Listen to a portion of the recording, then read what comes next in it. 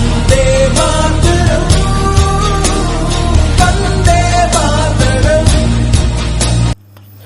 Hello दोस्तों, नमस्कार। स्वागत है एक बार फिर से आपके अपनी स्कॉलर्स बेंच के करंट अफेयर के वीडियो में। आज है 22 जून और दिन है सोमवार। तो चलिए देखेंगे क्या कुछ नया अपडेट होगा आज के लिए और इससे रिलेटेड जितने सारे फैक्ट होंगे वो भी डिस्कस करेंगे। लेकिन इससे पहले हम लास्ट वीडियो करंट अफेयर से रिलेटेड कुछ क्वेश्चन को सॉल्व करके उसका रिवीजन कर लेते हैं। तो चलिए देखते हैं आज का पहला क्वेश्चन क्या है। पहला रिवीजन क्वेश्चन है, हाल ही में किसने सौरभ गांगुली को अपना ब्रांड एम्बेसडर बनाया है। इसमें पहला ऑप्शन है JSW सीमेंट, दूसरा ऑप्शन है WPS सीमेंट, तीसरा ऑप्शन है सिप्ला और चौथा इनमें से कोई नहीं। तो इसमें जो सबसे सही जवाब है वो है ऑप्शन ए यानी कि JSW सीमेंट।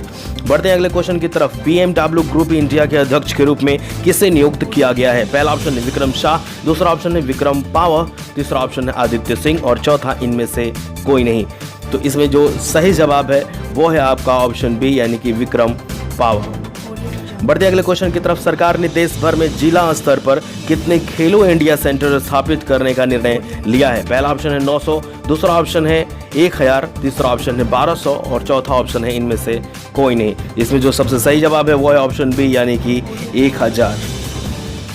बढ़ते हैं अगले क्वेश्चन की तरफ। किस नोबेल पुरस्कार विजेता भारतीय अर्थशास्त्री ने शांति पुरस्कार जीता है। पहला है अमर्त्य सेन, दूसरा है अमरनाथ, तीसरा है अमर्त्य और चौथा इनमें से कोई नहीं। तो इसमें जो सबसे सही आंसर है वो है ऑप्शन ए यानी कि अमर्त्य सेन। बढ़ते हैं अगले क्वेश्चन की तरफ। नेपोली ने अपना कौन सा इतालवी कप खिताब जीता। पहला ऑप्शन है पहला, दूसरा ऑप्शन है दूसरा, तीसरा ऑप्शन है चौथा और डी ऑप्शन है छठा।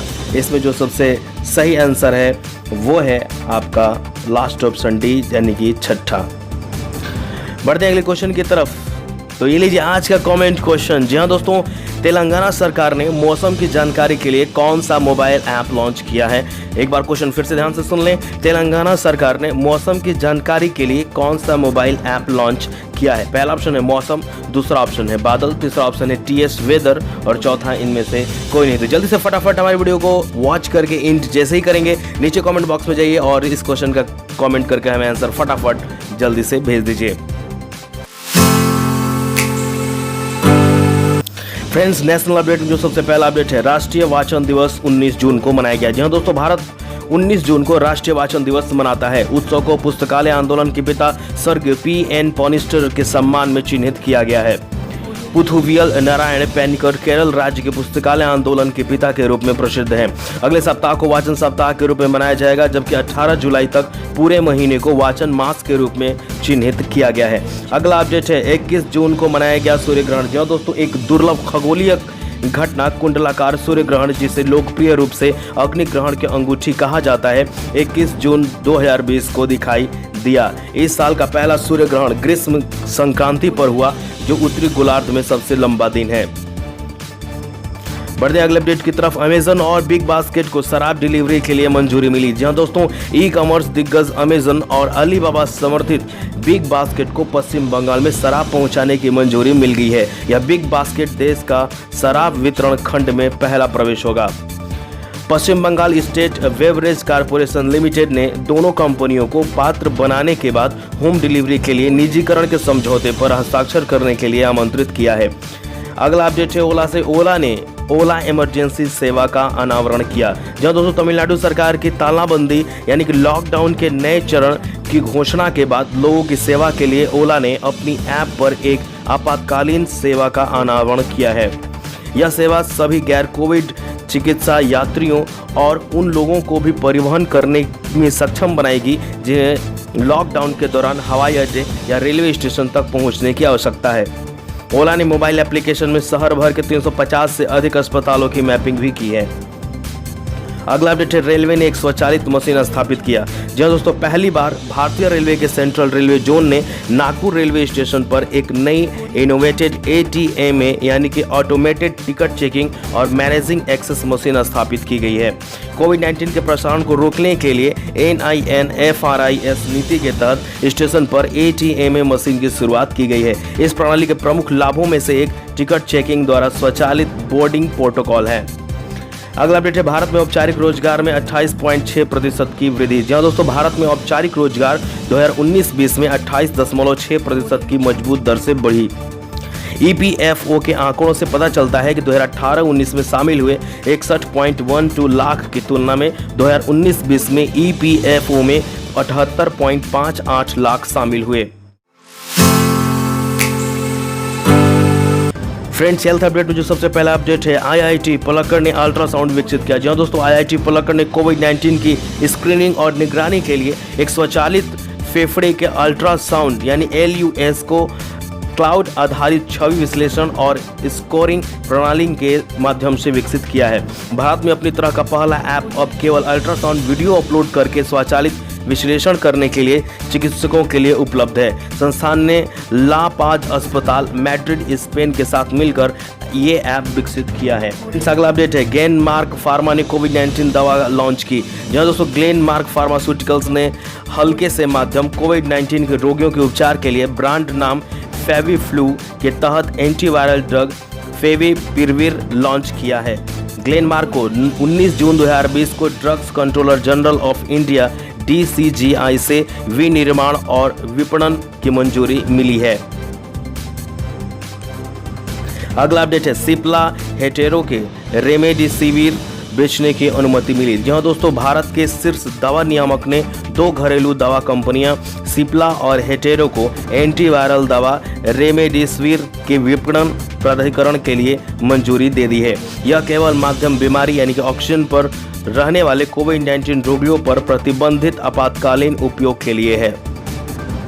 अगला अपडेट है, जर्मनी ने कोरोना वायरस ऐप लॉन्च किया। जहां दोस्तों जर्मनी ने जनता से कोरोना वायरस संक्रमण की श्रृंखला को तोड़ने में मदद करने के लिए एक नया स्मार्टफोन ऐप डाउनलोड करने की अपील की है।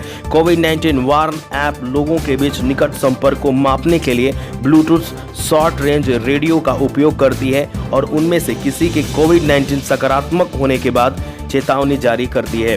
यह ऐसे ऐप में से एक है जो यूरोपीय सरकारों को उम्मीद है कि यात्रा और पर्यटन को सुरक्षित रूप से पुनर्जीवित करेगी। अगला अपडेट है, 45 मिलियन को वैश्विक खाद्य असुरक्षा में धकेल दिया है। जी हाँ दोस्तों, नोवेल कोरोना वायरस यानी कोविड-19 महामारी के कारण फरवरी 2020 से लगभग 45 मिलियन लोगों को तीव्र खाद्य असुरक्षा में धकेल दिया है। यह जानकारी खाद्य और सुरक्षा संगठन FAO की एक रिपोर्ट में दी गई है। रिपोर्ट का शीर्षक policy brief the impact of covid on food security and nutrition था। फ्रेंड्स, आज के इकोनॉमिक अपडेट में जो सबसे पहला अपडेट है, ADB यानी कि एशियाई डेवलपमेंट बैंक 2020 में एशिया के सिर्फ 0.1% वृद्धि। जो दोस्तों एशियाई विकास बैंक ADB के पूर्वानुमानों के एक नए सेट के अनुसार 2020 में एशिया का विकास मुश्किल से बढ़ेगा। एशियाई विकास आउटलुक ADO 2020 के अनुसार ADB ने 2020 में इस क्षेत्र के लिए 0.1% की वृद्धि का अनुमान लगाया है। यह अप्रैल में 2.2% पूर्वानुमान से नीचे है और 1961 के बाद इस क्षेत्र के लिए सबसे धीमी वृद्धि होगी।